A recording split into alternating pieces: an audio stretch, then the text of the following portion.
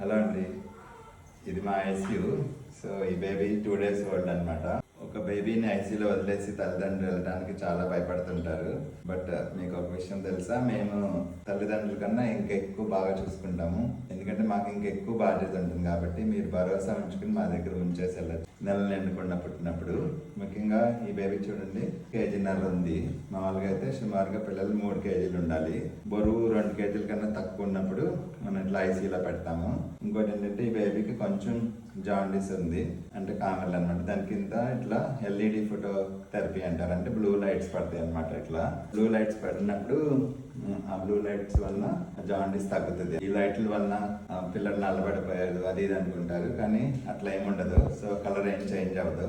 Jaundice test చేసుకుని ఎంత ఉందో చూసి దాన్ని బట్టి ఈ ఫోటో థెరపీ పెడితే అద్భుతంగా తగ్గిపోతాయి.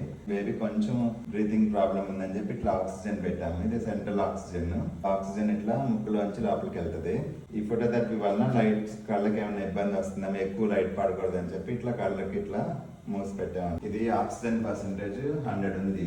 మామూలుగా 90 to 100 ఉండొచ్చు, బట్ 95 కన్నా ఎక్కువ ఉంటేనే మంచిది అనమాట. హార్ట్ రేట్ అనమాట. ఇది మనకి 70 ఉంటే పిల్లలకి 140, అంటే డబుల్ ఉంటుంది. టెంపరేచర్ కూడా ఇది మనం ఇక్కడ చూసుకుంటూ ఉంటాము. ఇది టెంపరేచర్ ప్రోబ్. బేబీ టెంపరేచర్ ఎంత ఉందో దీన్ని బట్టి ఇక్కడ కంటిన్యూస్ గా మానిటర్ చేసుకోవచ్చు. పైనుంచి ఇట్లా హీటర్ వస్తుంది అనమాట బేబీకి. సో బేబీ టెంపరేచర్ మనం మెయింటైన్ చేసుకోవచ్చు అనమాట. కెమెరా అనమాట. ఇక్కడ బేబీని నేను ఎప్పుడు 24 గంటలు నా రూమ్ లో, నా ఫోన్ లో, మా ఇంట్లో అందరు వాచ్ చేస్తూ ఉంటారు.